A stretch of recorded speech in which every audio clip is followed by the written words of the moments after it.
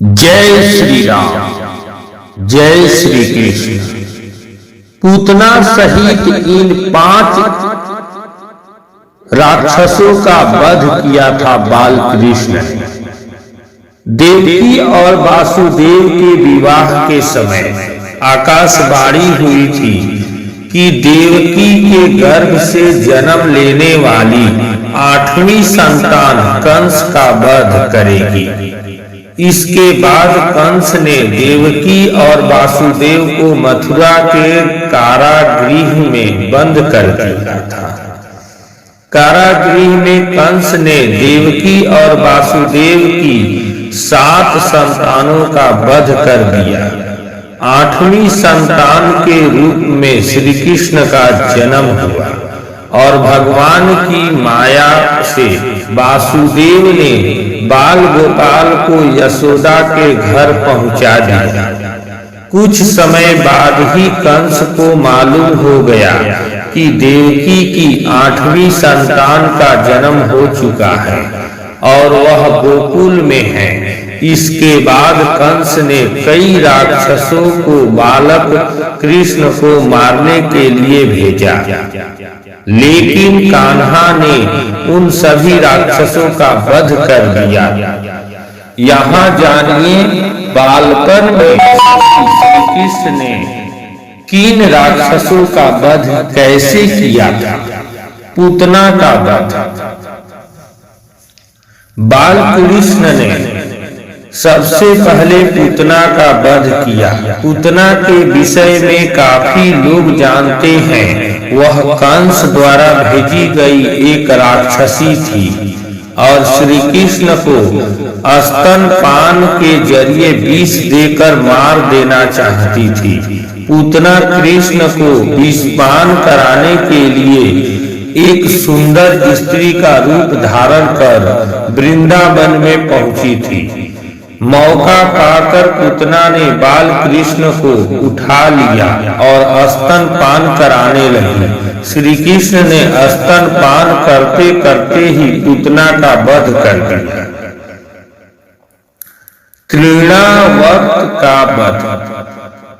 जब कंस को यह मालूम हुआ कि पूतना का वध हो गया है तो उसने श्री कृष्ण को मारने के लिए तृणावर्त नामक राक्षस को भेजा।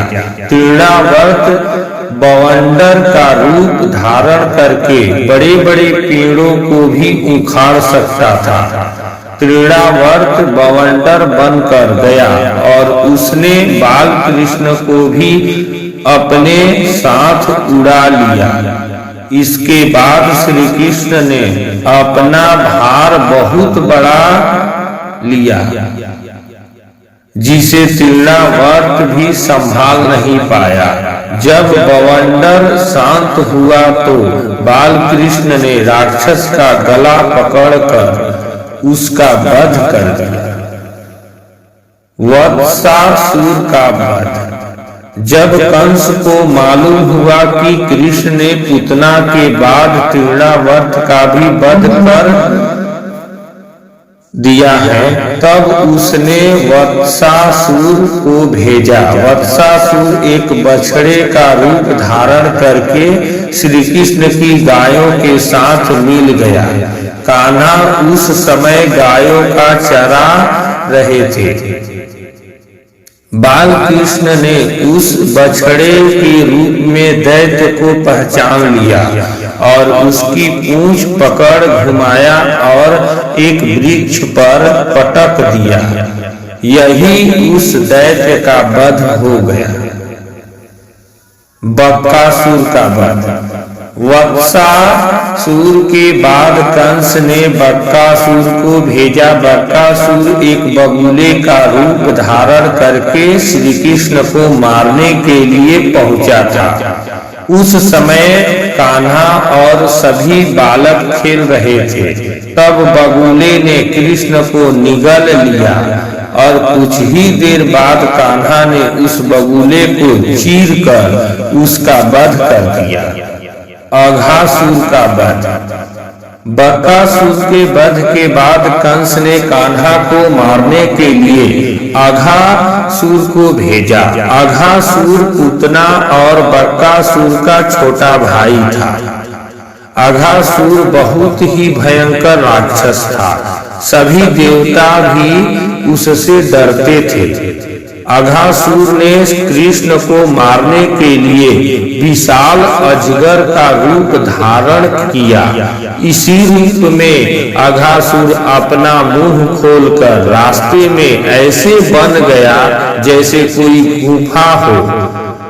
उस समय श्री कृष्ण और सभी बालक वहां खेल रहे थे। एक बड़ी गुफा देखकर सभी बालक ने उसमें प्रवेश करने का मन बनाया। सभी ग्वाले और कृष्ण आदि उस गुफा में घुस गए। मौका पाकर अघासुर ने अपना मुंह बंद कर लिया। जब सभी को अपने प्राणों पर संकट नजर आया तो श्री कृष्ण से सबको बचाने की प्रार्थना करने लगे। तभी कृष्ण ने अपना शरीर तेजी से बढ़ाना शुरू कर दिया। अब कान्हा ने भी विशाल शरीर बना लिया था। इस कारण अघासुर सांस भी नहीं ले पा रहा था। इसी प्रकार अघासुर का वध हो गया। यमलार्जुन का उद्धार। एक बार माता यशोदा श्री कृष्ण की शरारतों से परेशान हो गई और उन्होंने कान्हा को उखल से बांध दिया ताकि बाल कृष्ण इधर उधर न जा सके। जब माता यशोदा घर के दूसरों कामों में व्यस्त हो गई तब कृष्ण उखल को ही खींचने लगे। वहां आंगन में दो बड़े बड़े वृक्ष भी लगे हुए थे। कृष्ण ने उन दोनों वृक्षों के बीच में उखल फंसा दिया और जोर लगाकर खींच दिया। ऐसा करते ही दोनों वृक्ष जड़ सहित उखड़ गए। वृक्षों के उखड़ते ही उनमें से दो यक्ष प्रकट हुए जिन्हें यमलार्जुन के नाम से जाना जाता था। ये दोनों यक्ष पूर्व जन्म कुबेर के पुत्र नल कुबेर और मणिग्रीव थे। इन दोनों ने एक बार देवर्षि नारद का अपमान कर दिया था। इस कारण देवर्षि ने इन्हें वृक्ष बनने का श्राप दे दिया था। श्री कृष्ण ने वृक्षों को उखाड़कर इन दोनों यक्षों का उद्धार किया। जय श्री कृष्ण, जय श्री राम।